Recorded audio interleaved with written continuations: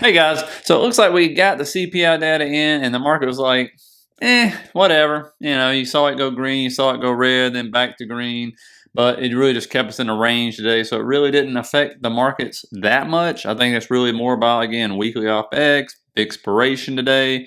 And we'll get into the CPI data because you can definitely see those increases that we thought would happen are happening. And so hopefully we're not starting another trend back up, which I'll show you. And I'll show you what the bond market's pricing in now this month and in November, which is actually, it was kind of surprising in November, actually, what they priced in.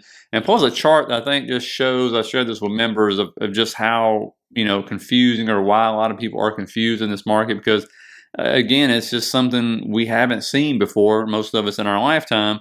And I think it's throwing a lot of people off. And of course, I'll also show you something that the market's betting big on. Like they say, this is what's going to really drive this, maybe not this year, but 2024, like this is what's going to do it, right? And very well could, very well could. And then we'll get into some charts stuff like Tesla and things like that. But here's your CPI, and headline came in higher than expected. You might notice, but the core did come down to where they thought it would be, 4.3. This is just the 1 month percentage on CPI, and you can see, I mean, it is the biggest increase we've had in over a year, right? And when you look at this, here's where it's at, right? Transportation up 10.3%, shelters up, food away from homes up. You get the overall CPI increase there to 3.7, and you can see where it's not.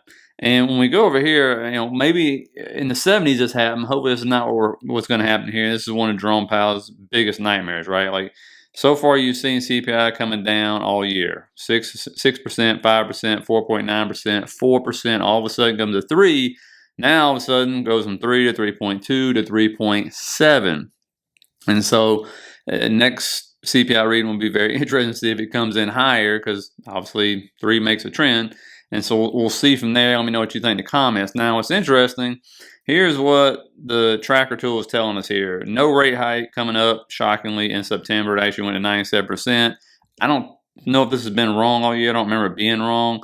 But what surprised me was November. It actually ticked up to no rate hike, right? 58%, so almost 60% now. They're not going to do a rate hike in November. And so, again, 40% that they might. And so this is something we got to keep a close eye on. I'm trying to think of what news or anything. The only thing I can think of was CPI that would really make them continue to raise if it started to keep going up. But again, we'll have to wait and see on that one. And that's what the market is betting on, right? There's no more rate hikes. It's done. It's all good, right? Now, this is what I was sharing with members right here, and I'm going to zoom in on this chart so you can see it. But when you look at this thing, I put in here that, this really sums up how crazy the market is, right? As you can see, normally we follow from left to right when a market crashes. You saw in the .com, 08, 2020, revenue/earnings percent year over year, it drops, right, during the crash. And then as the market recovers, you can see the percentage recovers as the stock market moves up. Except when you get to 2022's crash, you can see that percentage year-over-year change in revenue is absolutely continuing to decline as of Q2, which of course we just got done reporting and stuff. And as you saw today, you had the airlines come out, right? Because of why? Higher oil prices means higher fuel prices. I told you watch out for diesel and everything as well. But that's what they're saying. They're like, hey, we're going to have to lower our guidance, and they lowered it quite a bit because of these expenses, and they will not be the only ones. If oil stays high, it don't even have to go any higher from here, really. If it just stays elevated, this affects a lot of different things in our economy. And so again, you're not seeing these huge percentage year-over-year increases in earnings, not even really in quarterly earnings. And you can see this is quite a big drop Americans putting out here. They thought they were going to get 95 cents a share. Now they're lowering it to 20 to 30 cents a share for the third quarter. And other airlines are following suit. I expect other companies, maybe even trucking companies, things like this, transportation, that kind of stuff, in other areas of the country will start doing the same. And so this is it is confusing, right? Like, oh man, the market's going up, but earnings, I mean, they don't look that great, right? So, and again, what's propping the market up? The Magnificent Seven. These rates don't affect them as much. You've seen that. And they continue to go forward. But the real economy, so to speak, is what's having a real hard time with these rates. And in this next chart I'm going to show you, this is what I'm talking about, what the stock market is banking on. And guys, if you get anything out of this, please hit that like button. It helps people find this video. And if you like the content, think about hitting that subscribe button down in the bottom. And so this right here is what I think big money or the hedge funds are really banking on, right? And I know it's hard to see this. It's kind of a crappy deal here, but this is money market. And I'll show the data, or I'll read the data out to you. But you got about $5.62 trillion sitting in like money markets, right? Collecting the 4 to 5%.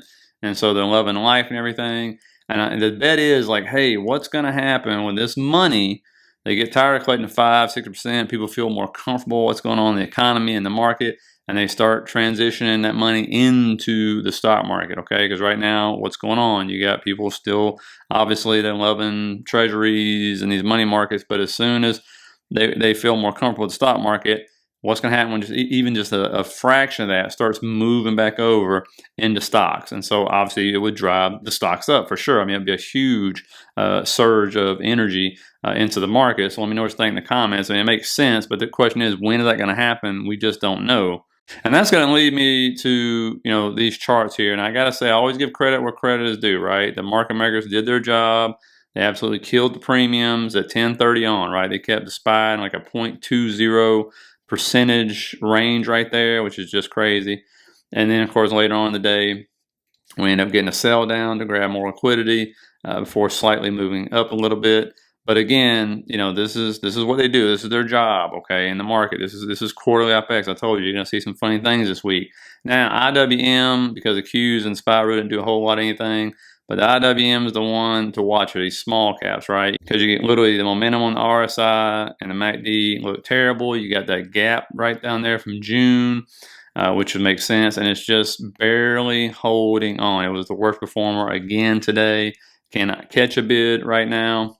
And when you pull up, obviously the head and shoulders is still in play, right? And it's trying to hold right, like 182.70 is what it has to hold. And when you add the moving averages, you see why, right? That's the 200 moving average right there. Looks around 182.30 actually. And if we scroll back, you can see nothing good happens below the 200. Okay, so once it breaks that 200, it's most likely heading down. Why do I think that? Because past performance predicts future performance. Breaks it right there. Again, breaks the 200, goes down. And so multiple times you can just scroll back on the chart yourself and you can see this. And sometimes look on these moving averages. What do you see in the moving averages, right? They were starting to incline up. Now you got the 50s going flat, almost like it looks like it wants to turn down. The 100 starting to flatten out. The 200 starting to flatten out. And so this thing needs to catch a bid and needs to catch it soon. If not, they're going to start pushing it down, which shows you where, if any momentum and trend is, it is down at this point in time. So we'll see if they can finally catch a bid. Now Tesla, it was up a little bit today.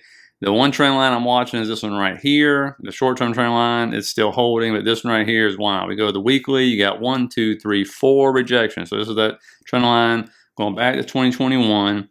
And when you look right here, that puts it around right where that gap is, between like 283, 285-ish, depending on when it would hit this trend line. But there will definitely be a fight between the bulls and the bears right here for sure. Because again, it hadn't been above this trend line in 2 years. And so that will be, and if it does, guess what? That would be a huge boost up if it's able to break through this or not. Now, of course, it's still holding the short-term trend line. If it breaks down from that, we'll have to see. It's really usually 265, 266 where you need Tesla to hold, okay? MACD still looks bullish. RSI is looking bullish. You can see we're over the zero on the MACD. So it still has that momentum right there. And, like I said, also when you pull up our volume profile, you can see 283 to 285 lines up where that next resistance really would come from. And I think because you saw today, it was actually green when the markets were heading down. So it actually held up pretty well. So it's kind of doing its own thing right now.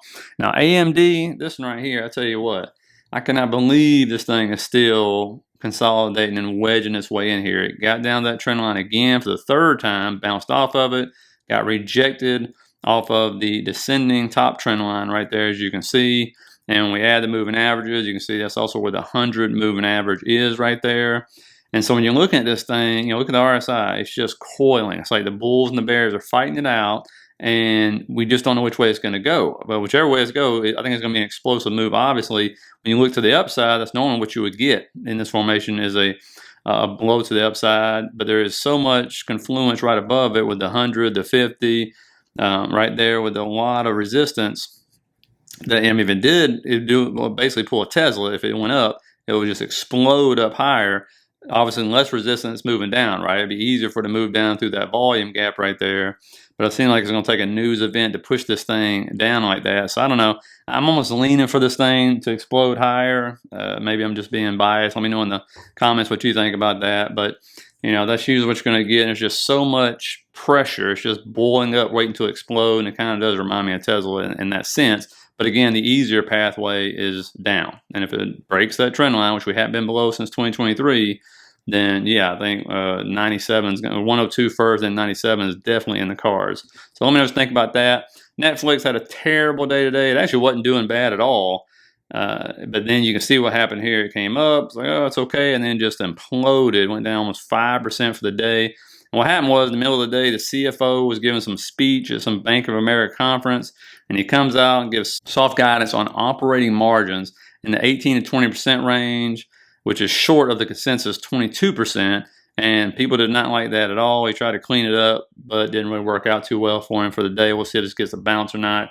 Again, it's sitting on that middle trend line right there for now. But this is one of those stocks, man, because obviously it's been on just an enormous run since last year.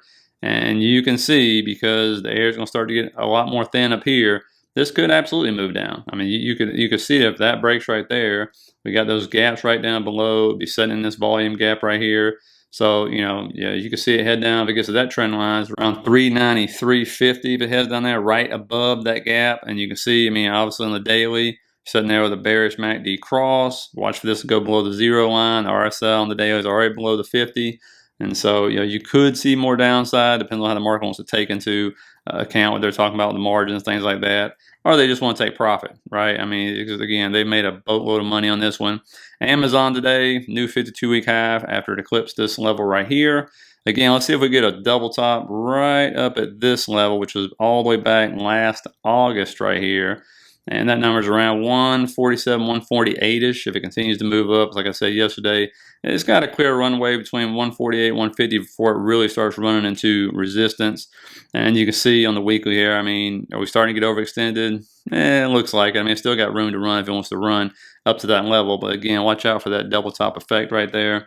And as far as earnings is concerned, Adobe, which came out with all kinds of AI stuff today, the setup for earnings tomorrow is about the only one besides Lennar, which is the home builder. Warren Buffett will be watching that. I'll be watching it because he's been selling off, which I showed you those charts, the three he bought and everything, and how stretched they were, and they follow each other. So I know a lot of people will be watching that. Now, there is economic news that can absolutely move the markets tomorrow. You will have continuous jobless claims, poor PPI month over month, year over year. This is what the Fed likes to look at as well. Initial jobless claims, and then you got PPI month over month, PPI year over year, as well as retail sales, which people would be paying attention to for sure. So you got some stocks that are doing their own thing, like an Amazon, Tesla, obviously Netflix to the downside now. Google was green today as well, but if you look at a lot of stocks, they were just getting hammered. Another one hanging in there was Palantir, because a lot of the other software stocks were just getting absolutely annihilated today. But it just keeps hanging around that 15 level, right? So just, note that, see if it stays up there, and just waiting for this, the swing up if we ever get it. Because, I mean, after this week, when you got all these options expiring, all these VIX options, we're going to see some movement. It's going to be a lot of decision here. Like AMD is going to be one of those ones I'm waiting on, because NVIDIA doesn't look anywhere near as bullish as AMD. So we're going to see if there's, a disconnect. All of a sudden, if NVIDIA starts heading down, will AMD start doing its own thing? So we'll have to keep that in mind. Let me know what you think down there in the comments about those. Hope you got something out of it, guys. Hit the like and subscribe button if you did. And let's just buckle up for the rest of the week, because it's going to be a bumpy one. All right. Have a good one, guys.